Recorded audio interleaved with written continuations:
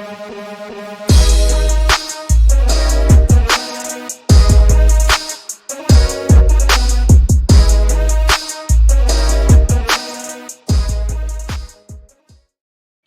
up, everyone? Welcome to Level 7. It is time for another episode of the Agents of Fandom podcast. I'm your host, TJ Zwarych, ready to talk some Sonic 3, one of the best video game project franchises that has ever been out. Continues to just get a little bit better with each movie they drop, and we are here to talk about it. It's a Canadian takeover show. First up, I got my good friend, head of socials and co-owner here with the Agents of Fandom, Ryan Cortero. How you doing, Ryan?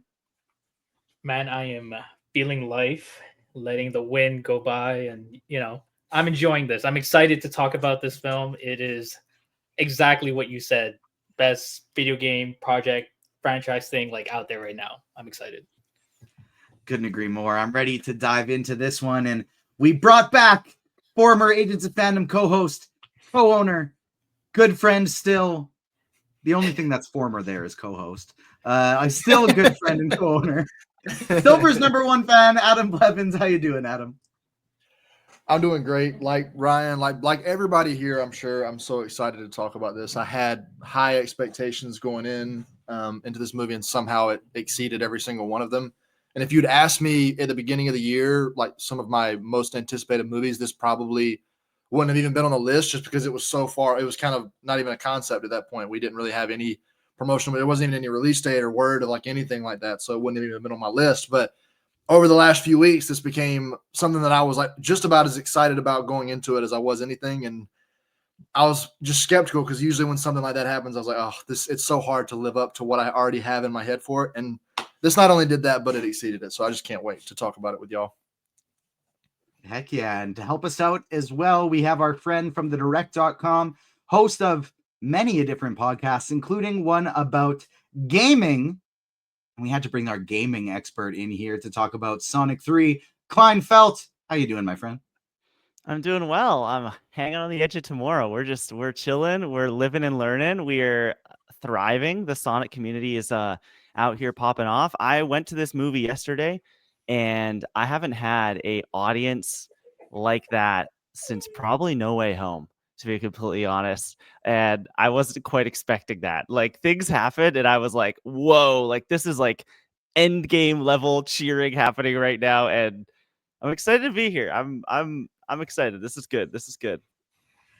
I'm jealous because Ryan, I know as well, had a really great theater experience with it. Mine was near empty, but it had a dad with his like 5 kids, all under 10 years old.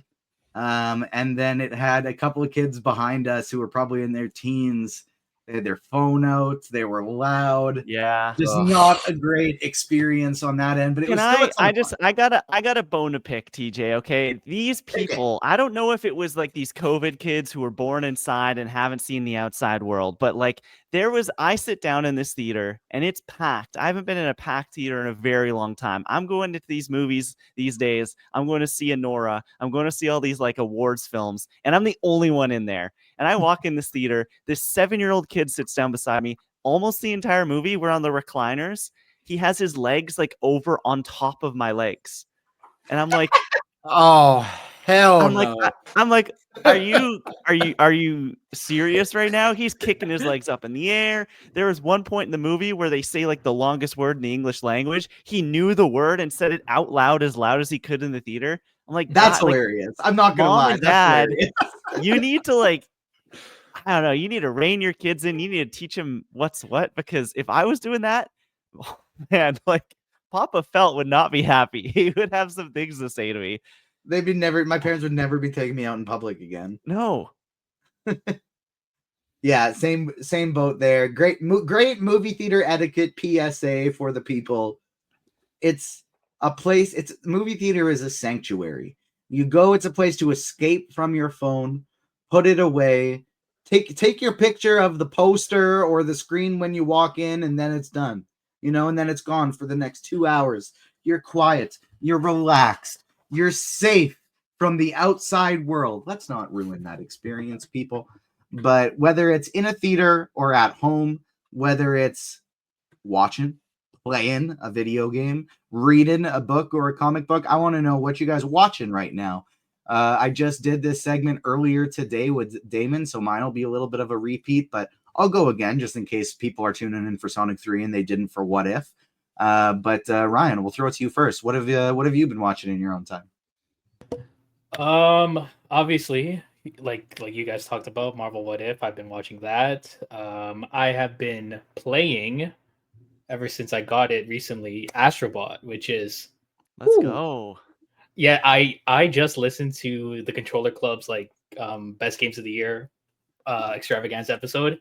The way you guys hype this, well, I've been listening to you guys before, but like the way you guys been hyping up Astrobot had me so excited to play it. Seeing it win game of the year was like secured it for me. So my fiance finally got it for me. And like I've been playing it, I've been putting in so many hours into the game. Like it is, like you guys said on the show, it's like the best Mario game that's not a Mario game, basically. Like it's such a good celebration of like PlayStation games. There are some levels that like maybe you want to tear up a little bit because I'll spoil it slightly. There's like a God of War level, an Uncharted level, and it's just like I can't believe like how great it like honors like PlayStation exclusives, and it's just such a fun platformer where the puzzles aren't like they're difficult to an extent, and it's not like made to make you hate the game. It's like you feel accomplished when you solve these puzzles. So like I don't play much video games, but that game this year is like my favorite and will probably be my favorite for a while. Heck yeah, I love that so much. And like Ryan said, you can hear Klein's thoughts on Astrobot and all the breaking news and new games in the gaming community over at the Controller Club podcast. You can hear his Star Wars takes over at the Reckless Rebellion podcast. And you can hear our Star Wars takes here as well on the Agents of Fandom podcast. So make sure you hit the like button, subscribe, hit the notification bell. You don't want to miss out on any of our upcoming shows. We're going to be live breaking down Marvel's What If, Skeleton Crew from Star Wars, Creature Commandos from DC, and on Thursday, the 26th, we're going to be breaking them down all on the same day, live. So make sure you tune in for that one because we're going to have a lot of fun. Next week, we're going to be talking 3 episodes of Marvel's What If on December 30th, and we have a really, really fun guest for that one. Speaking of gaming, we're going to be talking about Marvel Rivals Jeff the Landshark, with voice actor John Bailey joining us for that episode. So make sure you stay tuned, hit the notification bell, and subscribe so you do not miss out on any content. Adam, what have you been watching or playing? Playing wise, as I mentioned last time I was on, I've always been, Call of Duty multiplayer has gotten to a point, in my opinion, at least, where it's just unplayable. I'm never going to touch it ever again. But no, Adam, we're back. We're back, Adam. We're so back. We are so back. But I am the self-proclaimed #1 zombies player in the world, and I have been since World of War. Like zombies has always been my thing. And they just about 2 weeks ago they just released a new zombies map. And I have not been able to stop playing. And what limited free time that I have, it really would not be an Agents of Fandom show that without Lacey beneath my feet trying to distract me from speaking. We really are truly so back. But aside from Citadel Des Morris, that's the name of the new Call of Duty zombie map that's been going. I've been playing that a lot. Awesome Easter egg. And I'm also I'm not a huge content consumer. I'll say of stuff I used to watch a lot of Twitch, like back in its prime and stuff like that. Like I watch a lot of people playing Fortnite and Apex, especially stuff like that. But I got to give a shout out to somebody that I've been watching and he not like he needs a shout out from me, but Noah J 456. I've been watching Noah J for like 10 years now. One of the truly like the most wholesome, best content creators we got out there. So I've been watching a lot of him, playing a lot of these new zombies maps. And as far as like other things, like non-gaming things, I mean, we're really just like eating with TV right now. And I think like we talked about last time too, we're also entrenched in this industry that there's not a lot of things we get to just consume purely for enjoyment. We, in some regard, one way or the other, we usually end up writing about something, covering it in some way or the other. But between like on Paramount right now, there's The Agency and Landman, 2 shows that I can't stop watching. We just finished Dune Prophecy. Like I just finished the finale for that show like 30 minutes ago. already been renewed for season 2. We got Skeleton Crew going over on Disney Plus. We've got Creature Commandos on HBO. Like it's unreal, like how much. And then now I haven't even had a chance to dive into What If because I've been trying to catch up on everything else. But that's gonna be what I do tonight. I've got some Christmas presents to wrap and everything tonight. So I'm gonna put What If on the TV, wrap Christmas presents, work on all that stuff. I'm super excited to get into that. I've heard a lot of mixed things about the 3rd season, but between that and all the movies that we've got playing in theaters, there's just no shortage of content to get into. But I think the thing that has my attention the most is probably The Agency and Skeleton Crew are like the 2 shows that I would probably put above everything else, like in the TV department for sure. Klein, how about you? What you've been watching? Well, I want to shout out. I mean, usually when I come on the show and we do this, it's like, oh, the hottest new thing. I actually just went back and I'm going to be doing some coverage coming up for Severance season 2 in January. And I had never seen the 1st season. And so we just finished that literally days ago. And oh my God, like it's funny. I'm not the biggest TV fan. I'd rather watch a movie. I'd rather play a game. Severance is just one of those things that broke through for me. I started the 1st episode thinking, I don't know if I'm going to be into this. I don't know if my spouse in the house here is going to be into it. But we're doing what you're about to do tonight, Adam. We were sitting there wrapping presents the other day, just turned it on. And both of us just like looked up after about half an hour, like, wait a second. It's so we good. haven't wrapped anything because we were just so locked in. I think it's so incredible what that show does with just like the way it embeds itself under your skin like a tick. Like it just like weaves its way in underneath your skin, and then all of a sudden you're like, you can't stop loving it. You can't stop just like going on to the next episode. It's just totally so cool. I was under the impression, I don't know why, because it had been so long between season 1 and 2. I thought season 1 was very much like had like a definitive ending, and they weren't ever planning to do a season 2, and then they got picked up for a season 2. So when the ending happens, I'm not going to spoil it here. When it happens, both me and Gabby, my spouse, were on the couch like sick to our stomach. We're like, what? No, we can't. I would be, if I had watched the show as it had come out, I would be so mad that it's been like 3 years since this finale came out. It's so good. Other than that, it's funny, Adam, you brought up Call of Duty. I haven't played a Call of Duty game in like years. I was so into them probably about 10 years ago and slowly have fallen off. Over the past couple of weeks, they did a free trial last week of Black Ops 6. I'm like, I'll give it a shot. I put 36 hours in this game in a week. I am locked in. We are so back. The multiplayer is popping off. My internet's been crapping out on me, but I'm still killing it out there. It's just Nuketown 24/7 all day long out there with my submachine guns just rushing up on fools. It does. And I'm like on comms with my friends who I used to play Call of Duty with in like high school. We're back. Like it's like we're in the 8th grade again, and we were popping Mountain Dews and eating Doritos and just like playing Call of Duty till the wee hours of the night. That's hilarious. That reminded me of, I just took on my going to Sonic the Hedgehog. I took my nephew and niece with me there, and my nephew was talking about Fortnite. He's like, "Oh yeah, I always have my mic on." I was hanging out with this guy like in his 30s, and he was having a tough time with the American healthcare system, and so we were discussing the difference between the American and Canadian healthcare systems. What isn't your nephew like 10 years old? What's going on? So like he's turning 13 in March. Okay. But like 12-year-old. He's awesome. Let me tell you about socialized healthcare while I shoot you in the head as Homer Simpson. My sister and her husband, their parents are nuts. And I mean this in like the most what's the word I'm looking for here? Oh yeah, we're talking about that next, Adam. Don't worry. We're talking about that like literally right after this. What you just got excited about? We're gonna throw that in and bring that up about as like a surprise little I don't know if we're talking about the same thing. I think we are. Okay. But yeah, in the most complimentary way, my sister and her husband are nuts. They're geniuses. They do the most incredible stuff. They just spent a year driving in a van across the United States, homeschooling the kids, and just like checking out different historical areas and learning about it on the way. Like they're incredible people. But anyways, what I've been watching, I've been playing a lot of Marvel Rivals, a lot of Marvel Rivals. I just finished up Young Justice. That game's a problem. It Marvel is. Rivals, it really a problem. Is a big time problem.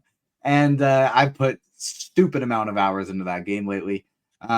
Finished up Young Justice, restarted Avatar: The Last Airbender again, but I don't even remember what else I've been watching because I did want to talk straight into some breaking news that we just got, and that's about Christopher Nolan's new film is what the going fuck? to be an adaptation of the Odyssey using brand new IMAX, never before seen IMAX technology.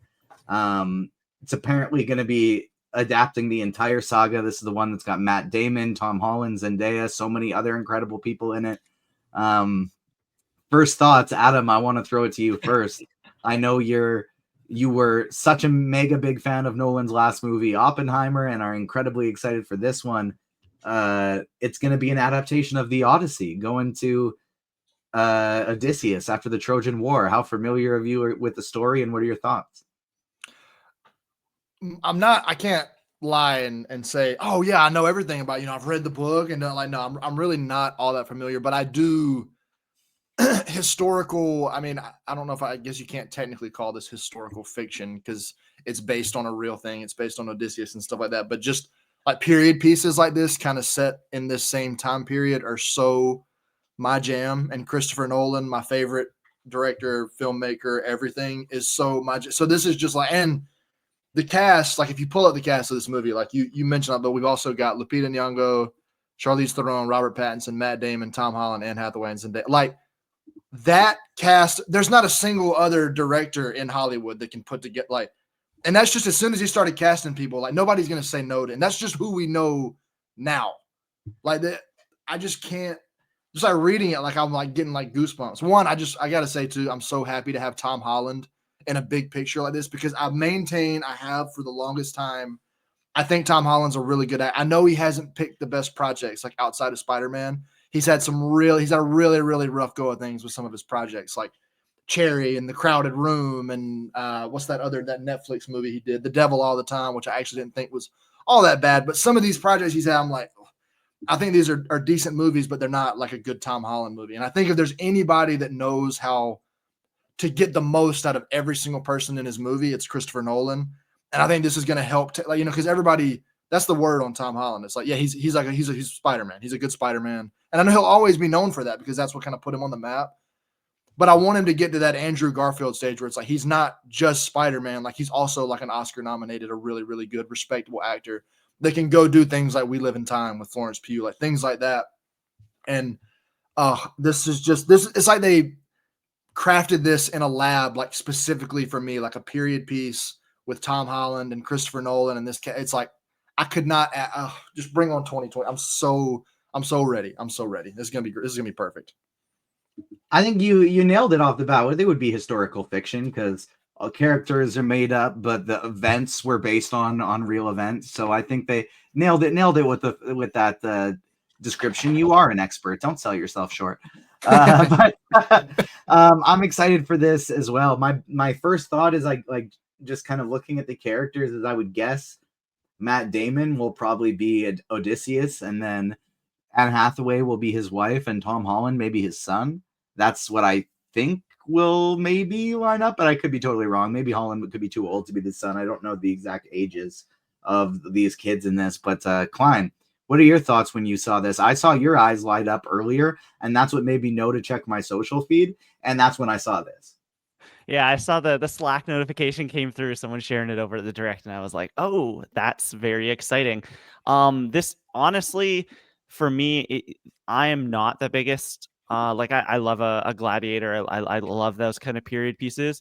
I've really liked what Nolan has done in his career so far, and he hasn't really had a historical epic like this. He's gone about as far back as I guess The Prestige would be the furthest back in time. Yeah. So this is going to be really interesting to see what he does with this sort of swords and sandals sort of era kind of thing. This could be his Gladiator. If you want a filmmaker he has mimicked for so long as Ridley Scott and doing these big on-screen epics, and this could be that for him. I am of all the pitches of the Nolan movies that we were getting over the last couple of weeks with these rumors, I was really looking forward to. I thought it was sounded really silly, but there was that Blue Thunder rumor about the like 1980s helicopter chase movie that isn't actually supposed to be very good. But like, I thought, man, if Nolan was gonna do something like this, would be sick. Like just like Nolan in helicopters having fun sounded awesome. But you know what? The guy makes epics. If you're going to make the epic, which is the Odyssey, like this is literally the Rosetta Stone for like epic stories. There's probably no one on this planet like more ready to do it. Maybe Denis Villeneuve. Like it's them. It's Nolan or Villeneuve are the only two filmmakers that I would like even pass this to. It's going to be interesting to say the least. Ryan, what are your thoughts on Christopher Nolan adapting the Odyssey, maybe the most important story in literature? I mean, similar to what Klein said about like the helicopter thing, I thought it was. I mean, the first rumor was a vampire thriller, which was vampire movie. Yeah, I was like, damn, him and Coogler doing a vampire movie like before Blade. Oh my god! How did I know you were going to find a way to bring Sinners up on this podcast? Yeah, if I can bring up Sinners as much as I can, I will. So got that in for today's episode. I mean, it's so funny now, like all those like reports saying like no one will guess what this film will be. Yeah, no one would have assumed that he would have done the Odyssey. Like this is it's a big swing for Nolan, and I'm very interested to see what he does with it. Like yeah, again, with this cast, it's going to be stellar for the most part, regardless. Like I'm at loss for words because again, I don't also know the like intricacies of this story, but considering like where it's set and like it's so different from what he's typically done, I'm very interested to see what he does with it. Like I'm curious to see like what kind of like Nolan isms that he'll try to insert in this movie. Like I know he loves playing with time and stuff like that, so I'm curious if it'll be something like that or if it's just like his unique take on just Odyssey in general. What a crazy like if you look at his last three projects, what a crazy like run to if you look at his throughout his filmography, you kind of have these like trilogies almost throughout where it's like you can kind of see there's different themes you can look at. Going from Tenet to Oppenheimer to the Odyssey is like kind of insane. Like that's kind of wild. Yeah. It is. It's almost like a reverse trilogy of going from like the mega sci-fi route to the creation of the atom bomb to the first like big story of history, you know, like the first one that goes back in terms of like historical fiction that goes back and been like, this is the piece. This is the one that's going to be in schools for the next centuries and centuries and centuries. Not in Canadian schools, though, because I'm also not very super familiar with the intricacies of the story. But I do know that one of my favorite movies growing up was Troy, with Brad Pitt and Orlando Bloom and Brian Cox. And so that was one of my favorites growing up. And I love, to me, Christopher Nolan with some swords and some bows and arrows sounds more fun than Christopher Nolan with some helicopters, because that's my jam. That's the stuff I get really excited about. So I'm looking forward to diving into that film. But the film that we're diving into today is Sonic 3. We got 4, including myself, big mega Sonic fans here. I want to know, before we start talking about the movie, what is everyone's Sonic origin story? Where did you like? What was your first game that you played? Where did you fall in love with the character? Adam, I'll go to you first. As far as my first game, I don't even remember. I mean, it was when I was like on a Game Boy or when I was little. Like it's been a long time or something. Like I've been playing, but all I know is it was Sonic 06 for me, and I know a lot of other people. It was Sonic 06 for me that kind of got me into the front. Like Why? I sunk. Hey, why? I will go forward. Her sister was a witch. Okay, on you if you start talking shit about Sonic 06. I sunk a ridiculous amount of hours like playing into that game, particularly as evidenced by my name, just playing as Silver. Like I used to just replay the Silver missions just like on repeat, and I was so upset that we didn't get. I held out hope that we were going to get some reference, some mention, some tease of Silver coming in the future. It seemed like it made sense. I know there's a lot of characters in the Sonic universe to like fill out, and Amy Rose is a great one to. I know we're going to get into all that, at the end, but I was so devastated because I can't like of all the hours that I've spent playing video games, like in my adult life, it's nothing compared to how much I played Sonic 06 in its time. And like I played a lot of I don't even remember like Sonic Generations, I believe it's called, like all these different games that go way back. Like I've played so many, and not as much recently. Like I was actually looking for I wish we had like kind of a more recent, definitive, like next generation, like a really good like Sonic game to kind of get into like now, like on next, like something that had come out like in the last couple of years. And Klein, you can, I'll just pass the torch to you here next, because I can just see you just seething. You just can't even help yourself over there because you apparently hate my baby so much. So how did you get started with Sonic, Klein? So I have known Sonic as long as I've known video games. Video games were my first love. Sonic was my first pop culture obsession. I was 5 or 6 years old. I don't even remember how it came into our possession, but there was a Sega Genesis in my basement growing up, which would have been like quite a few years after the Sega Genesis was around. And we had 3 games. We had Sonic 1, we had Sonic 2, and we had NHL 94 or something. And I played specifically Sonic 2. Like that's the one that I played the heck out of that game. I've seen that game front to back so many times. And I've just been chasing that high ever since. I've been a lifelong Sonic fan, but I'm playing Sonic Frontiers right now, actually, for the first time, because it's on PlayStation Plus this month.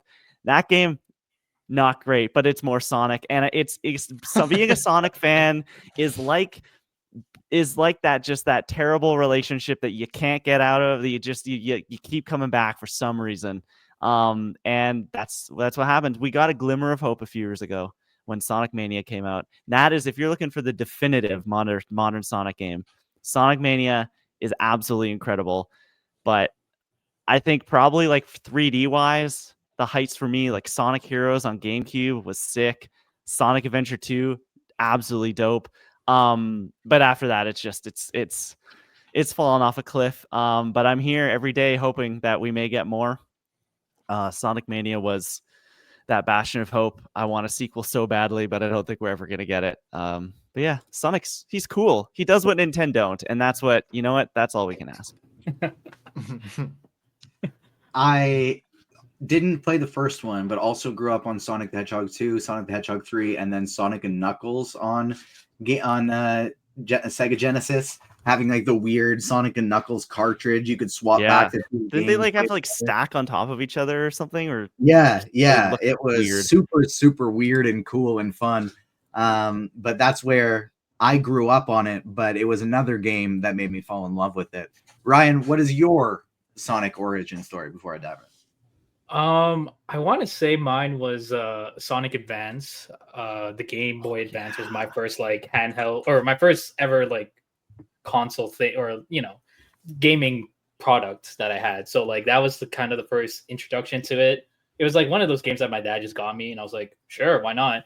I really enjoyed it. I ended up getting Sonic Battle a couple years after that.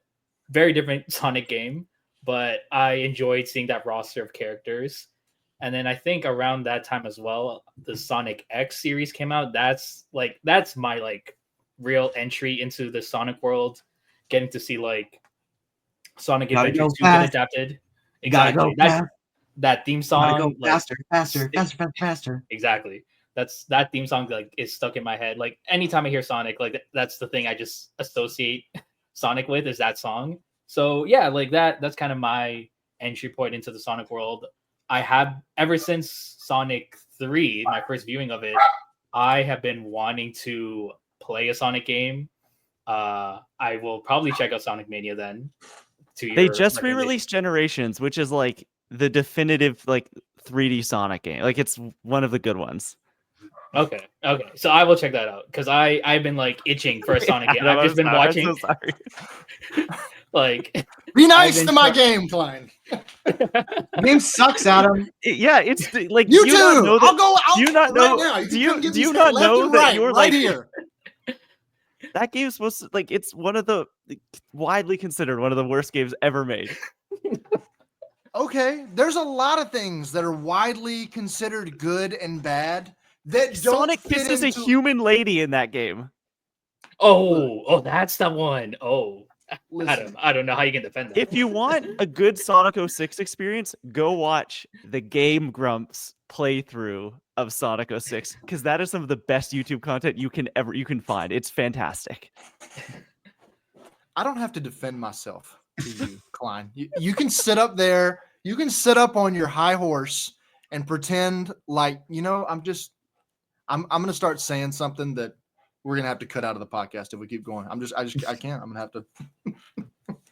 What's so That's funny is that you can hilarious. take this out of context and just say that Adam is defending the Sony Spider-Man universe, Mhm. and just Oh, go with Sonic that. 06. Maybe I Craven the am. Hunter of the Sonic franchise. Maybe I am. Craven the Hunter was not a bad. I actually haven't even seen. I can't lie. I can't lie.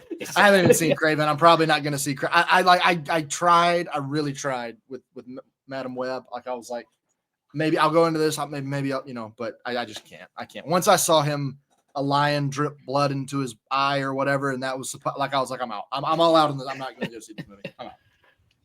I can't tell you how tempting it is to buy this thing I just found Oh. on eBay. The Sonic and Oh Knuckles my Sega God. Genesis. Don't do this to me, 1994 TJ. I am every day I have to pull myself away from making just like irresponsible gaming purchases, like buying a Genesis. I want a GameCube again.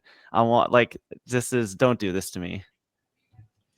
I, much like Ryan, really loved the Sonic X cartoon. I also remember having like VHSs of Sonic movies from like way earlier than Sonic X.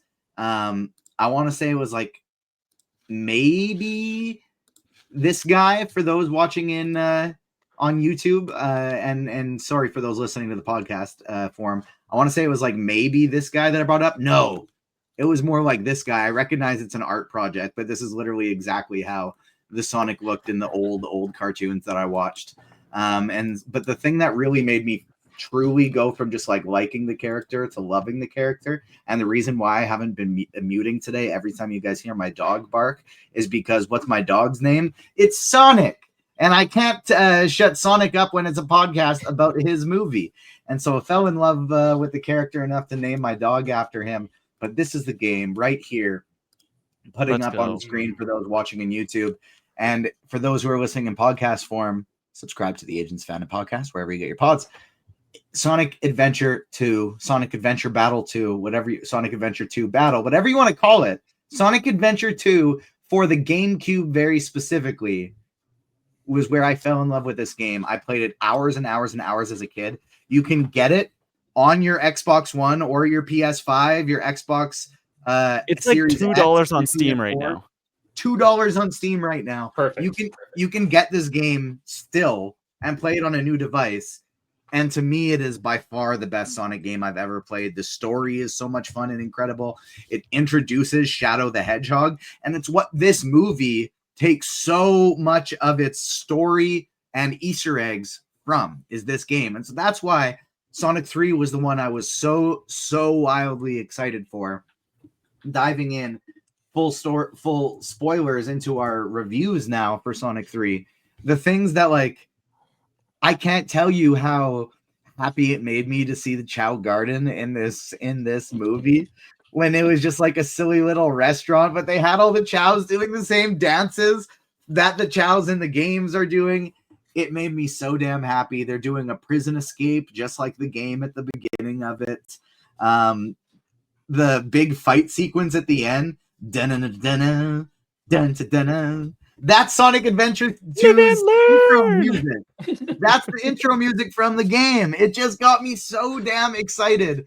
The one, like literally my biggest complaint is that I don't know if it was a rights thing or they didn't think of it.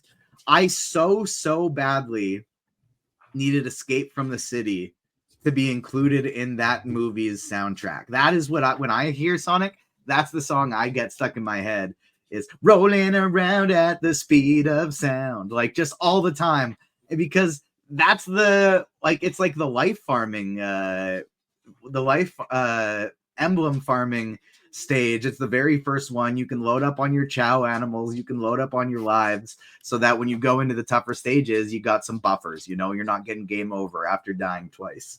And I just fell in love with the character in that game. You got Sonic, Knuckles, and Tails on the side of the light. You have Eggman, Rouge, who I was surprised wasn't in this movie. I actually thought she was maybe going to make an appearance. And Shadow, of course, on the side of Dark. I fell in love with that game, and it made me love this movie. Ryan, you were the first one to see it of all of us. What were your thoughts on Sonic 3? For his full thoughts, of course, you can go over to agentsoffandom.com, where we got multiple Sonic articles up there right now. Adams, does Sonic the Hedgehog 3 reference the time-traveling telekinetic Hedgehog Silver, his favorite character? The answer is and no. Then also, you still click on it if you want. There's some and then, cool of course, tidbits. Ryan's Sonic review right here. Ryan, what did you think of the movie? So I will say, like, I was not a fan of, like, when the first Sonic movie trailer came out. Obviously, with Ugly Sonic, I was just like, I am not in for this movie. Even after exactly. Even after the redesign, I was like, if they were already like going in the mindset of like that's gonna be the original Sonic design, I don't know if I'm gonna like it. So by the time probably Sonic 2 comes out, I went back because I heard good things about the ending of Sonic 2. And I started to enjoy it, like, okay, like, you know what, this is what this franchise is gonna be. Like, I'm glad like they learned from 1 that like, okay, let's embrace the source material. And in 2, they did that. 3, holy shit, like they were like, you know what, yeah, we still have the humans and everything, but we are going like full on Sonic Adventure 2 mode. The fight scenes are insane. Like I mentioned in my social reaction that like this is like some Dragon Ball Z live action level fights. Like the stuff that they pull off in the third act is something I never thought after seeing Sonic 1 that they would ever do in live action. And just think that like, I don't know if it's because of Shadow or whatever, but like just what it's amazing to see like the visuals in that. Keanu Reeves, like I remembered like the first rumor was Hayden Christensen, which could have been good, but like I was so excited about that. Yeah, exactly. Like it just fits so well like with his return as Anakin during the, I think it was like around the Ahsoka time where that got like rumored. And so then when they officially said Keanu Reeves, it's like, oh, sold. Like it's perfect. And he is genuinely just like really good as Shadow in this movie. I'm a big Shadow fan, like aesthetic wise. So just to see like him pulling off all these great stuff, and the voice is just so good. Jim Carrey's Eggman, I grew to enjoy him in the first 2 movies, but here like him as like regular Eggman and then Gerald Robotnik was honestly kind of really funny. Like I actually started to like, you know what, this is who Eggman is in these movies. I'm just gonna accept it. And like the dance sequence with him with both of them is just hilarious. It's so funny to think that like Jim Carrey was gonna retire before this movie. And like I'm sure like once he saw the script, he was like, you know what, yeah, I'm down for this role. So I'm glad he came back for it because honestly, like as much as Shadow alone could have been like its own threat, like I think Eggman provides some levity to this movie as well. But yeah, no, is the best Sonic movie or best Sonic project in this franchise, and I'm very excited for where this franchise goes next. I expected a lot more connectivity to the Knuckles Amazon Prime project, but it kind of seems like Knuckles is now just living with Sonic and Tails and no longer living with Wade after he discovered the love of bowling and Judaism and became part of the family. And he was just, yeah, you guard this emerald. We're good. See you later, Wade. Wade Whipple. See you later. And they just kind of moved on. I thought that was pretty funny. Adam, what did you think of Sonic 3? Full thoughts, spoilers included. I'm glad you brought up the Knuckles thing too, because Ryan, this kind of goes back to what you and I were talking about. Like as soon as I got out of the movie, that what's going to be so interesting to see where they go next is that this my only qualm, and it's not really a qualm. It's just I think this movie was it started to get a little crowded with Sonic, Knuckles, Tails, Shadow, James Marsden, to get something that I'm blanking on their names Donut for Lord. whatever reason.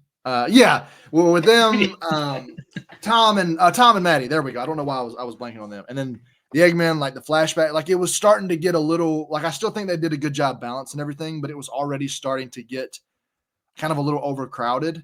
And I didn't watch Knuckles when it came out, but I watched the series for the first time like about a week or two ago, and I was like, okay, it was one of those things where I was like, I wonder if I'm going to need to watch, like, a lot of movies in general, like Marvel does this kind of stuff too, where like they have these Marvel and all this, like, yeah, the show happened, but like usually they just kind of they'll just like throw like a one-liner to pretty much explain away the entire show. So you don't need to watch it because they know like a lot of people are not going to watch the Disney Plus shows, like that kind of thing. That's kind of what they did here with just having him go back to Wade. They're like, yeah, like I spent a lot of time with Wade and I left the Emerald with him. That's pretty much that's like the base of everything that you get with the Knuckles show, which is like fine, but it just really felt like kind of like you said, TJ, like he was just kind of there, like they didn't quite know what to do with him.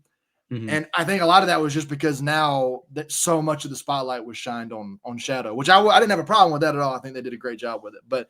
And Ryan too, I'm glad you brought up the Jim Carrey stuff too, because like I was kind of skeptical of him at first. He's more annoying. Like I guess when I watched the first movie, like I was like, maybe this humor just doesn't quite resonate with me because I'm just more annoyed with him than I am laughing at him. But I found myself really chuckling at him a lot in this movie. And the loudest I had a pretty good theater. I've seen this movie twice, last Thursday and yesterday actually, and had a pretty good theater experience both times. TJ, I had a little bit of the second time yesterday, I had a mom, I think, with like had brought 3 or 4 of her kids, and she was just like on her phone like the whole time, like kind of right beside. And like I know she wasn't interested in the movie. I think she just brought her children to kind of give them something to do. But I was still like, our row was still full, and she was like, her phone was just on bright the whole scrolling. Like I could look over and see she was just on Facebook like the whole movie, and I'm just kind of like, cool. I know you don't care about the movie, but you're still just like inconveniencing every single person in the row. So that was a little annoying. But the loudest my theater laughed both times, and still I think one of the best joke, like my favorite joke probably in the franchise yet, was he's like when Jim Carrey turns to the camera, he's like 2 characters in a movie being played by the same actor. That was like absolutely 10 out of 10. That earns such a thunderous laugh out of both of my screenings. But yeah, the humor, like I saw some people say that the humor was really hit or like that was one of the universal things I saw out of the early reactions. Like this is a really, really great Sonic movie, but some of the humor's hit or miss. And I found myself both times laughing a lot, having a great time. And I just think it does the last 2 things I'll say, it does a great job for the most part, even though it's starting to get a little overstuffed. It does a really good job balancing all of the elements, and also giving us a really deep and meaningful and emotional story for Shadow. They didn't cut any, like they did everything they had to do to make me care about him and be invested in him and want to see him turn and do all that kind of stuff. And it's just, I think this is what I tweeted about yesterday, but it's just unapologetic. It knows that it's a video game movie about a little blue hedgehog that runs really fast, and it's happy to be that and embrace that and lean into it. It's not trying to run away from its identity. It's like I said, instead, like where so many other video game adaptations, like you can just see the creators were probably in the writer's room going like, well, like, yeah, we know everybody loves this moment, but it's probably not going to translate to live action. It's like the people in the Sonic team were just like, imagine how sick this is going to look when we show it to them on the big screen, because there's just, especially that whole third act, I was absolutely mesmerized both times. I don't know. This movie is just, as a video game adaptation, it's so hard to compare when you're talking about adaptations. Like what is like the best adaptation when you compare something like this to like The Last of Us, because it's just so like, yes, at their core, they're both video game adaptations, but they could not be more different like as projects. But just in terms of like being a true, not only a good movie, but a good adaptation of the source material, this is as good as it gets, I think.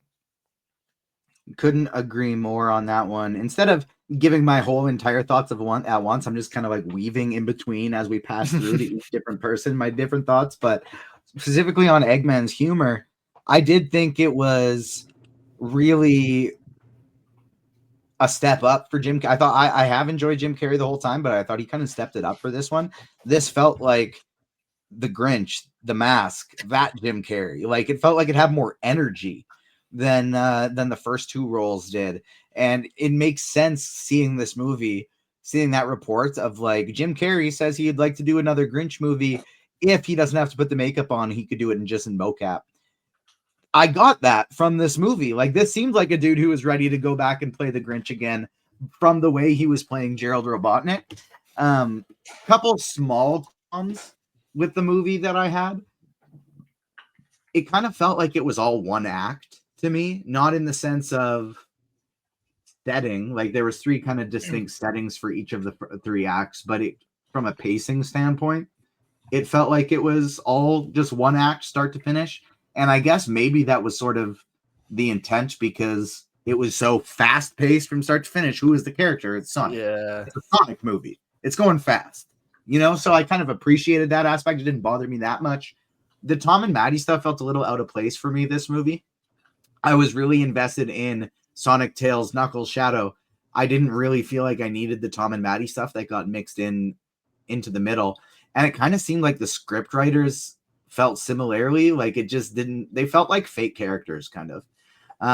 It felt like sitcom writing characters that are reading lines, where I didn't really get that from those actors in the first two.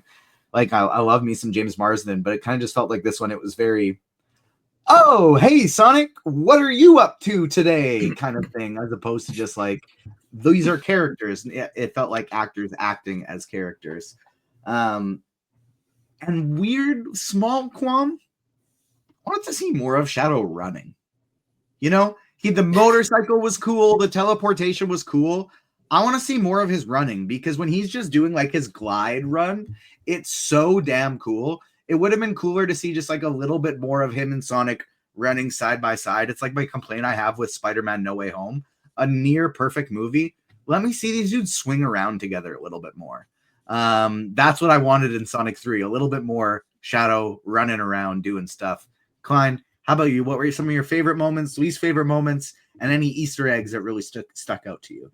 I think just like general thoughts here, I'm probably gonna sound the lowest. I don't think I don't think by any means this is a bad movie. I feel similarly to this film that I did the other two, and I think that someone tweeted about the three movies, and I was reading yesterday, and they said like Sonic 1 is the movie we got, Sonic 2 is the movie we needed, and Sonic 3 is the movie we wanted. And I kind of feel very similarly to that. There are moments in here where I was genuinely like, these CGI hedgehogs are making me cry. Like, this is everything that I want. I think that like the action in this film is insane, like is actually incredible. I didn't know the Akira slide that we got in the trailer happens up the side of a building until it happened, and I was like, this is the coolest shit I've ever seen in my life. Like, this is we're winning right now. But it is ultimately like, I feel similarly to this that I did the Super Mario movie, where it's like these characters mean so much to me, and I'm just kind of sitting there waiting for the next homage or the next cool action scene.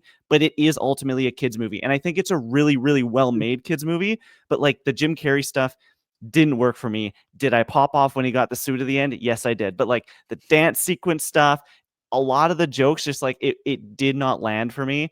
But the kids in my theaters were eating it up. If I was 8 years old seeing this film for the first time, this would be my favorite movie of all time. Like this, there would be nothing beating it. This, like, it just does that kids movie thing so well. But me, a 27-year-old adult sitting in there by myself, I was kind of like, okay, I'm feeling that this is a kids movie, and not like Pixar where it can transcend that. Like, it very, very much does. There are a couple jokes, like they talk about, I think, getting tied up at one point. And I was like, whoa, okay, that was for me. And I'll laugh at that. But I think that my lowlights are definitely, I was not a huge fan of Jim Carrey. The Tom and Maddie stuff, I think that they've done a good job over the years of really listening to kind of the critiques of the films. And like, we went from having basically it being about Tom and Sonic in the first movie to Tom and Maddie kind of getting their own B plot in the second movie, doing the whole wedding thing. And then this one, it is a Sonic movie. Like this, we've kind of abandoned that. I bet you in the next film, like, I don't know if the next film takes place 100% on Earth. and so I bet you we get rid of these characters. And I just I don't know if we could get a better Sonic movie, because this is kind of where we're at. But there are moments in here that, as a Sonic fan, I was genuinely like, okay, like this is amazing. The whole third act is just, you said Dragon Ball Z, Ryan, like that's how I felt watching. I'm like, this is anime. He just threw Shadow onto the moon from Earth, and that is cool as hell. When Live and Learn starts playing, I wanted to cheer like every time it started playing, because it plays like 6 different times, but it's so hype every time it does. And then at the very end of the movie, it did exactly the same thing Sonic 2 did for me, where it was an incredible third act. I think the Sonic 2 third act for me I might put it up a little higher than this one, because like that supersonic moment and them going at the giant robot, I absolutely loved, and then going into the shadow of it all at the very end. This third act into the post-credit scene, where we get to the post-credit scene and Metal Sonic shows up, and the kids in my theater who knew their shit, like, shout out to these 6-year-olds who go, "That's Metal Sonic!" And I was like, yeah, it is. And then the hammer comes swinging in, and Amy Rose shows up, and she looks cooler than I thought Amy Rose in live action could ever look. I was like, this is so good. The kids behind me are like, "Dad, that's Amy Rose." And I was like, we're teaching, like, you guys get it. And so I'll go, like, I'm gonna be there day one for Sonic 4. Like, they did enough for me to hook me in. I do think this is like a 3-star movie, but like, I think that's kind of okay. Like, I still will go watch the final fight scene of this film over and over and over again. Or that, even like the Tokyo fight scene at the beginning. Like, I love that, like, it's a very anime trope to, like, we're going to introduce a big new bad villain, and he's going to totally destroy the heroes in the first time they meet. And they do it really well. They gave Shadow a gun. That's sick. Drove away on a motorcycle. They killed the kid. I know they were going to kill Maria, but like, they actually did it, which is crazy. Did anyone have any showings where people did the meme and they cheered? No, I didn't. No. Good. No, Good. I am interested, and I was listening to Big Kind of Funny Fan, and I was listening to their review of this movie, and they were talking about, I wonder if there were conversations in the writer's room of how old the kid could be where it was okay that they were going to kill her, because she is a lot younger in the Sonic Adventure 2 stuff, and she's like 13, maybe 12 in this movie. And so they don't actually do it like the game, where they don't shoot her in the head. It was kind of this like, oh, she was near the blast. But they could have stopped the blast. It's their fault. That aspect was lacking for me a little bit, which I get, because you're saying they should have shot her in the head. I'm not necessarily saying they should have shot her in the head. Jesus I'm Christ. just saying that, like, I need revenge to destroy the world didn't really fit with the emotional Maria stuff. With the Shadow. Like, the motive didn't fit the, like, how great the emotional flashbacks were for me. And I actually agree with you, kind of looking back on the Tom and Maddie stuff I was talking about in terms of how the lines were delivered in the writing. I think that actually was just more kids movie as opposed to poor line delivery. Looking back at it, that was exposition specifically delivered for kids to be understanding exactly what is going on between them and that. And situation. it's all very like they don't ever go below surface level with any of the emotional beats in these Sonic films. Like, there are emotional beats that do hit, but I'm not sitting there sobbing like I would be in a Miyazaki, like, Ghibli movie or in a Pixar movie. It is very much like the goodness is within your heart, and like, don't forget, people can change, and you're gonna have to make a choice. And it's all just and then when that moment happens, it's like, oh, okay, Sonic's gonna make the choice now. Like, there's gonna be no, like, and it does emotionally hit, but like, I do feel like if it was a PG-13 movie as opposed to a G movie, they would maybe explore that a little deeper than what we ultimately get. But then again, then Sonic saying his, like, iconic line from the beginning of Sonic Adventure 2, hopping out of an airplane, and then the Green Hill Zone music plays, and I'm like, oh my god, like, this is great, like, I love this. So it's a lot of, like, I don't know, it's a good kids movie is where I've kind of landed on it, I think. I just want to say quickly to the Tom and Maddie stuff. It felt very much to me like James Marsden and Tika Sumpter signed a 3-movie deal, and they got to the end of this, and they're like, we got like the people were like, we got to put them in the movie, but we're gonna do as little with them as we possibly can.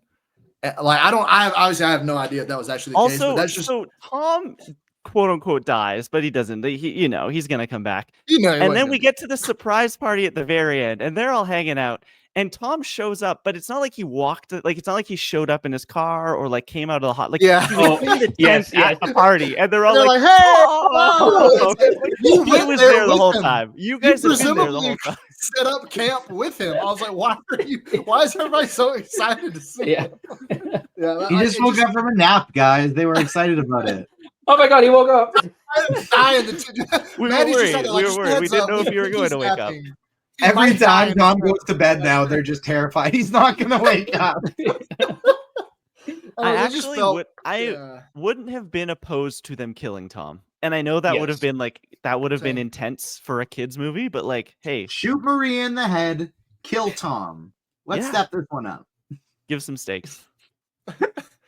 Yeah, I don't know. It felt like both of the, like, I mean, I agree to like Klein with what you said earlier. Just like all the human stuff was just kind of very lacking. It was either one of you, Klein or TJ, whichever one of you said that the human stuff was just so like every time we were spending time, like especially when they were like breaking into Gun, like I was kind of like, can we just get back? Like I was like, let's Yeah. speed this up a And little then bit. Like Tom makes some comment, like, okay, so Tom, first of all, you guys are breaking it again. You're doing these like holographic face mask, Mission Impossible things, and your wife turns into Kristen Ritter, and you make Yeah.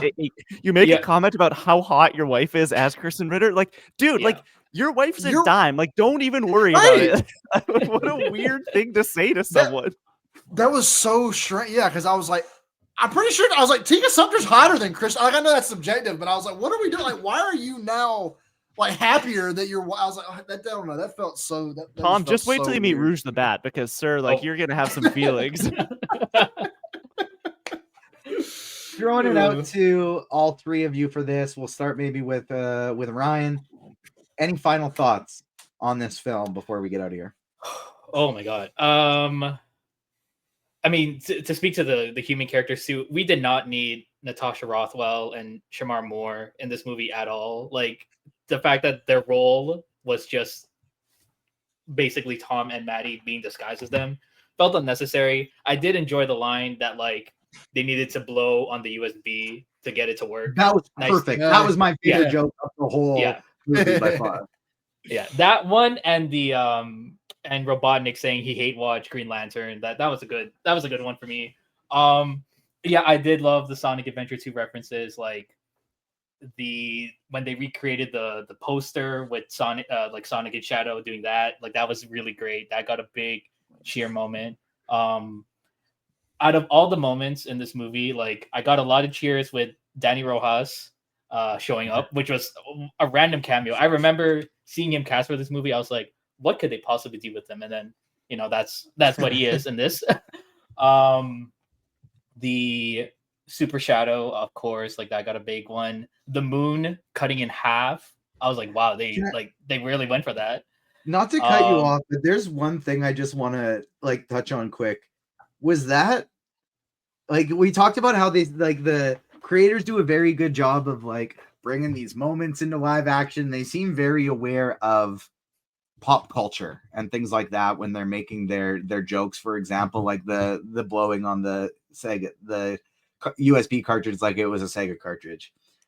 Was the Danny Rojas soap opera stuff and the way Shadow was like, kill them both, you deserve better, was like I've seen this like a lot of internet discourse onto this about the like there's a series of fan art memes that have gotten incredibly popular about how Shadow just like loves Latina women.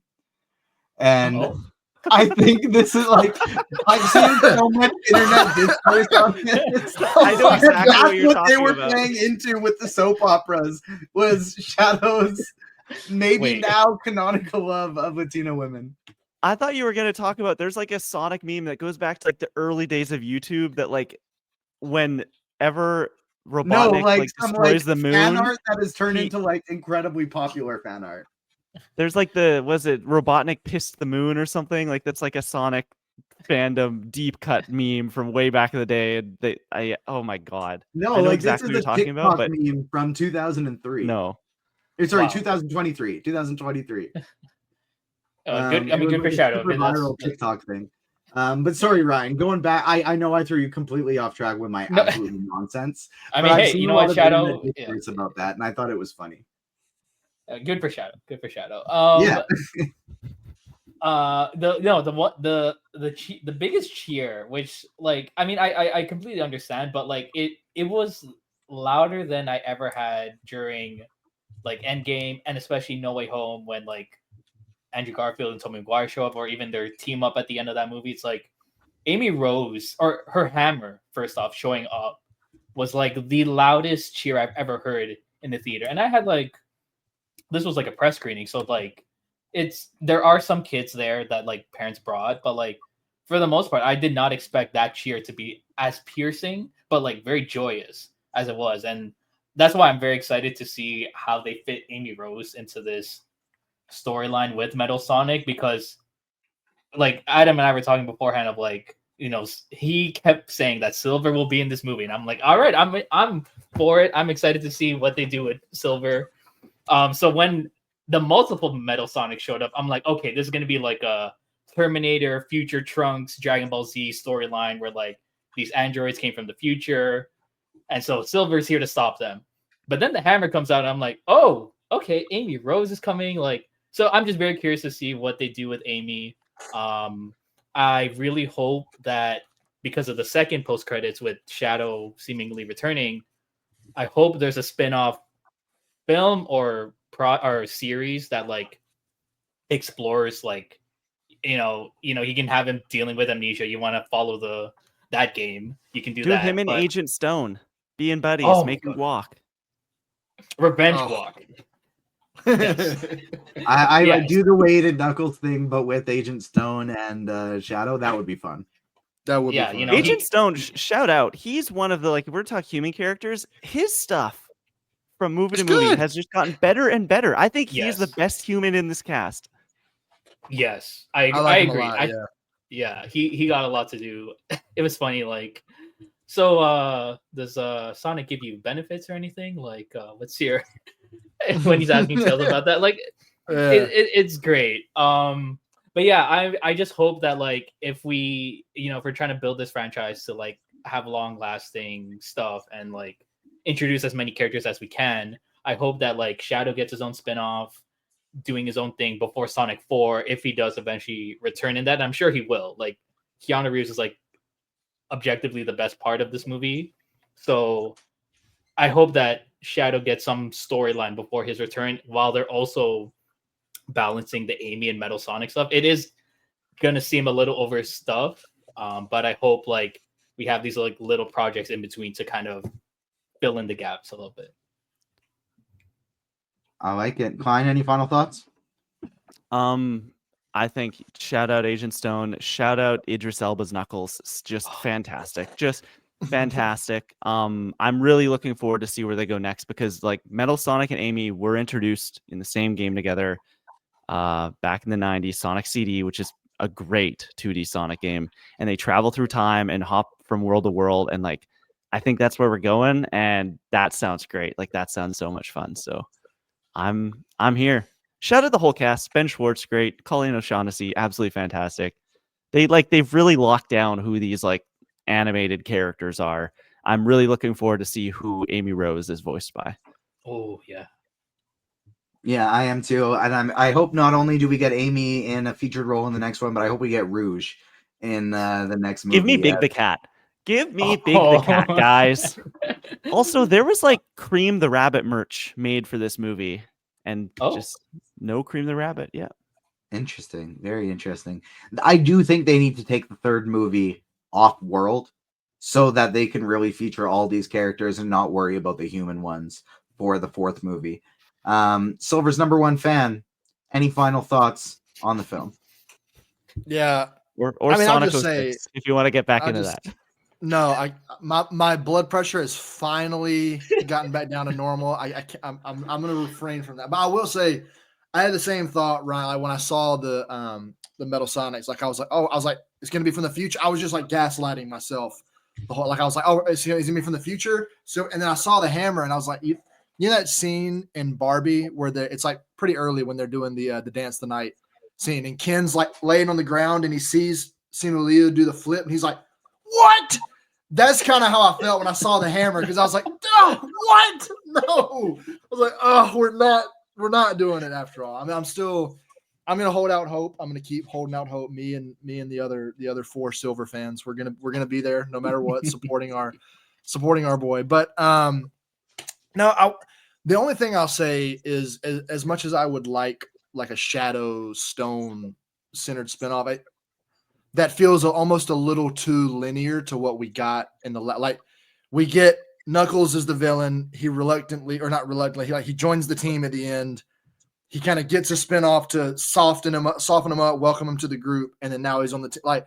It seems like if we do that with Shadow, like I just want them to do something a little. It seems to me like this franchise is at a point now where it's so bloated that whatever they do, it has to expand. They can't. If Sonic 4 is just going to be now Shadow and Amy and more like all this other stuff going on. Like I get we got rid of Eggman, which is going to free up like a good amount of room in whatever we decide to do next. But it almost seems like we're kind of like, I know we're for the most part running in a straight line. We got the Knuckles spinoff, which is just a little bit of a kind of curve off track, but it's like, it seems like it's time for us to start weaving out a little bit because there's so many characters. And unless they're going to make this movie like 2.5 hours, like I feel like if the next Sonic is going to do all these characters justice, it can't just be like an hour and 50 minutes or 2 hours. That's just going to feel even more so, TJ, like the stuff you were saying earlier, how it's just fast, nonstop. Because this movie it's really fast. It goes from the second he breaks out of that prison. It's not the only brief times you get to breathe are when you're hanging out with Tom and Maddie. And even then, I was kind of like, let's get this moving. Come on, I'm ready to get back to the action, get back to some of these cool scenes, these hedgehogs that I love. So like, I just think it's wherever they go now. I'm super excited that Sonic 4 is already in the works. You know, Jeff Fowler's done a great job with all 3. I feel like he deserves all the confidence. Like I have no reason to doubt where they're going with this, like especially based on what we saw here. But I'm concerned that it's getting a little overstuffed. Like that we're by the time we get to this next movie, it might be a little tough to balance all this if we don't do some kind of spinoff that takes somebody in a different direction that kind of frees up a little bit of space or something like that in the next, instead of just like a spinoff that brings them ultimately right back to the same spot. Because even if you didn't watch the Knuckles spinoff, like this had no effect on that, like at all. Like if you didn't watch the Knuckles series on Paramount. So I don't know. Wherever they go next, I just want it to be, I believe it was, I saw one review for the film. Apologies, I can't remember exactly whose it was, but it said that like, this was a good movie, but it's time for Sonic to like level up. That's what we've got to do. We got to cut the human characters. We got to go to another planet. We got to do all this stuff next. And I hope that they're not afraid to do that. Like I hope, the first trailer for Sonic 4 doesn't just feature a bunch of James Marsden and everything. And we're kind of like, feel like we're going to be running in place on a treadmill, kind of back in the same spot. I just want them to do so much of what they did in this movie and embrace that this is a video game adaptation, but it's time to take it to the next level because we've just got way too much going on to kind of keep on the same track that we're on right now. There are plenty of different off-world Sonic destinations that they could utilize either from the TV shows, from the video games. So couldn't agree more on that one. What did you think of Sonic 3? Let us know in the YouTube comments below. Let us know on socials at Agents Fandom on TikTok and Twitter, Agents of Fandom everywhere else. And don't forget to hit that like button if you're watching us on YouTube, subscribe, hit the notification bell so you don't miss out on any of our great shows because we have so much awesome stuff coming up. Our mega holiday show on December 26th. We're going to be live talking about Skeleton Crew, Creature Commandos, Marvel's What If. And then next week, we are going to be joined by a very special guest, John Bailey, the voice of Jeff the Landshark in Marvel Rivals. You can also find my interview with What If director Brian Andrews on YouTube or wherever you get your podcasts. We talk about which characters he was not allowed to feature in the series, as well as many other fun things. Make sure you check it out. You can find Ryan on socials, Ryan_reflects. You can find Adam on socials. I don't remember. Ryan Adam on X. Just look that up. We're there. Radam. If you follow Collider on socials, you will find 17 billion articles dropping every single day with Adam's name in it, so you'll be able to find him nice and easy. You can find Klein at the Klein Felt, and you can find his thoughts over at thedirect.com in a newsletter form in your email, or you can follow his podcast, The Reckless Rebellion and Controller Club, wherever you get your podcasts as well. This has been our Sonic 3 review. On behalf of myself, Ryan, Adam, Klein, thank you so much for tuning in today, everybody. We will see you next time. Happy holidays, Merry Christmas, Happy Hanukkah, Happy Kwanzaa, whatever it is you're celebrating. Hope you get some time to relax and spend it with family. We will see you next time. Peace.